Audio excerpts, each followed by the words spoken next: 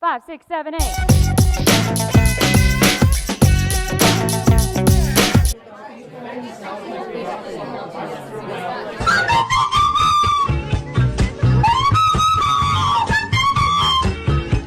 I think I definitely need some help.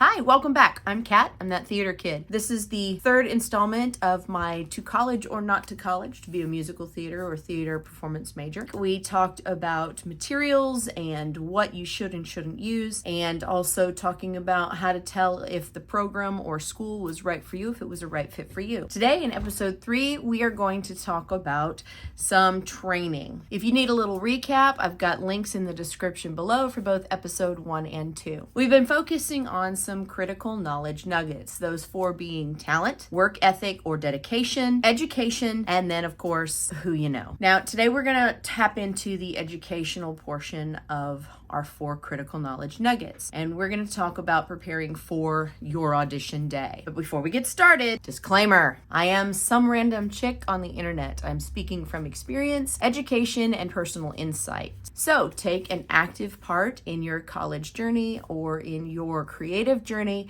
and do your due diligence. The internet is a wonderful and terrifying place, so hopefully this video will help you find what you need. So let's get into it. If you're looking to be a musical theater major, you really need to be a triple threat nowadays. What that means is you need to be able to equally sing, dance, and act. And in some cases, you do have to actually be a quadruple threat or even a quintuple threat. Now, take heart. There are 2 words that you need to remember: special skills. So if you're not a triple threat yet, you can be.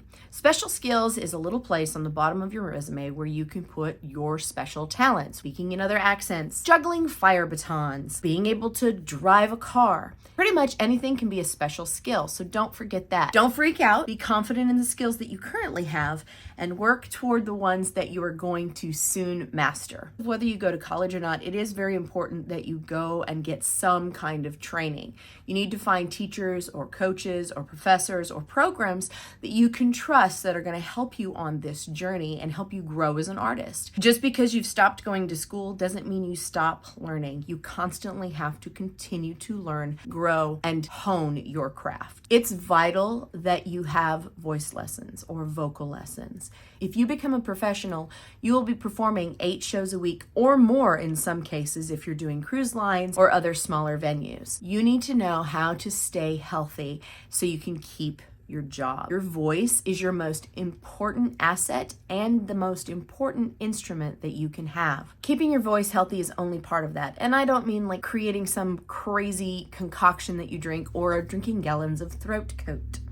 Hydrate. That's not part of it. You genuinely need a voice teacher, not just a voice coach. And there is a difference. So the difference between a voice teacher and a voice coach. A voice teacher is someone who understands the inner workings of the voice and the human anatomy. They're going to be someone who can help create healthy vocal warm-ups for you to sing and speak with. They're going to help solve problems with your vocal production, give you materials for auditions, as well as coach you through those materials, widen your range, and help you sing in a variety of styles, which you will absolutely need if you want to work in the musical theater industry. A vocal coach is somebody who does just that. They're someone who coaches you through a song, coach you through the acting of it, the emotion of it. They don't necessarily know the inner workings and mechanisms of the human voice and the anatomy that makes it up. So it's really important to find a voice teacher who can also be a really great vocal coach. As always, buyer beware. Anybody can say that they're a voice teacher or a vocal coach, and they might not know anything about the human voice. They may be great singers. They may be very successful, but that doesn't mean they're going to be good teachers. My biggest warning for folks is when you're looking for a voice teacher or a vocal coach, that they don't push you to the point of physical pain. You should never be in pain when you're singing. You could cause yourself long-term damage to the vocal folds if you continue to sing through that pain. So find find you a really good ear, nose, and throat doctor and get scoped to make sure that there's no long-term damage. Materials. As an actor or an actress, you need to have materials in a place where you have packages ready to go for both professional as well as community auditions,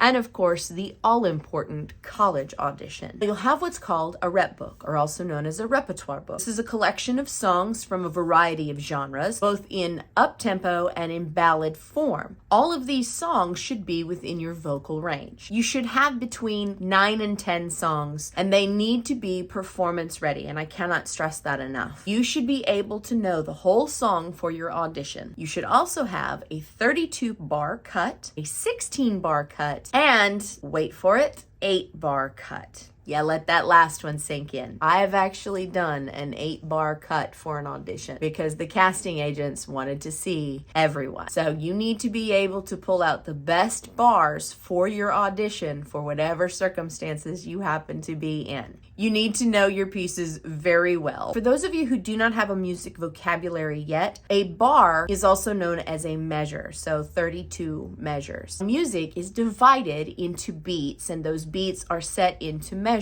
depending on the time signature. A typical 45 to 60 second cut song is around 32 bars or 32 measures of music. Ideally, within your rep book, you should also have monologues from a variety of genres and styles, so both serious and comedic. If you are auditioning for theatrical productions, they should come from plays and or musicals. And I would like to repeat, please do not write your own monologue. They just come off as cringy. We've talked about acting, talked about singing. Now we have to talk about dance. That word usually sends people to the back of the line or just straight out of the theater in general. Now you have to have some dance skills. Now I'm not saying you need to be Bob Fosse, but you need to have a dance vernacular so you can get through an audition as well as understand what's going on. You've got to have some balance and you've got to be able to move on the beat. Get into a beginner's class. Get into a ballroom class. Anything to help you get balance, and a dance vocabulary is going to help. Before you start musical theater in college, you're going to want to have some basic ballet,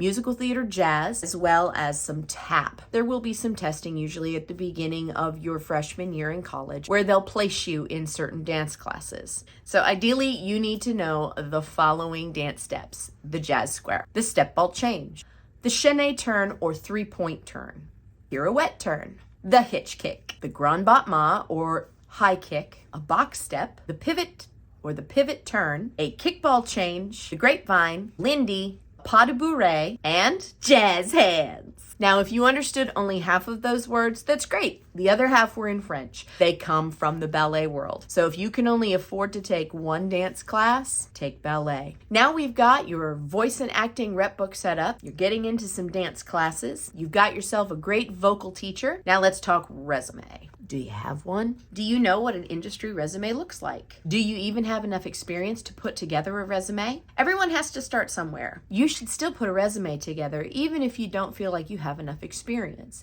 It says a lot when you bring a resume into an audition. It means that you're serious. And lots of people start off with very little or nothing on their resume, but maybe they're training. Building your resume and getting that experience is a matter of getting out there and getting involved. That means even if you don't get into a production and aren't on stage, volunteer backstage. Get to know people backstage. The same thing goes for film and television work too. Remember that other critical knowledge nugget? It's who you know. All right, so let's talk about branding and type, or brand and type. Those two are very similar. A brand is how you present yourself to the world. Things that are advertised, especially on YouTube, are aligned with what the YouTube channel is offering. If it's a yoga channel, they're going to be offering yoga classes, but also selling yoga pants, yoga mats, yoga candles. Get the picture? So what product are you selling? You are selling you and your talent. Now remember, you are your business, because this is a business. This is something you need to be thinking about from the beginning. Who are you? Are you funny, quiet, shy, the loudest one in the room? What's your story? How do you want the world to see you? What niche do you fit into? It's important at the beginning to focus on one thing. Here's something to think about. What roles have you been cast in? Do your audition materials reflect the types of roles that you've played? Casting for type actually comes from a theatrical tradition called commedia dell'arte. These characters were given recognizable human tropes and then amped up for effect. Some common tropes are the bully or the villain, the know-it-all, the rich miser or the recluse, the dreamer, the bragger or the womanizer, the wisecracker, the dumb one, the one who everyone comes to for advice, the BFF. You can see a lot of these tropes still being played out in movies, television, literature, musical theater. During my career, I've been cast as the mother, the BFF, the bossy one, the villain. Still trying to get whether I give off those vibes. Not really sure, but it's kept me working, so I'm okay. My type is character actor, which means unless the lead is a big character, I'm going to be cast in a secondary or a supporting role. That doesn't mean I haven't played serious roles. Remember, this business is very subjective. And thankfully, I have had many directors give me amazing opportunities, both as a character actress or as a lead in shows. Now, some people will do our branding and typing without our permission, but that doesn't mean you can't break the mold. It doesn't mean you're not talented. And as someone who's been pigeonholed for the entirety of her career, do everything you can to break that stereotype. Well, that's it for today. Don't forget to like, subscribe, leave some comments. Please be kind. Come back for episode 4 when we talk about audition day. We'll go through what to expect, what you can do to help calm some of those nerves, what to wear, and how to film an audition if you can't make a physical audition. Hope to see you again. And until next time, keep the drama on the stage and scene.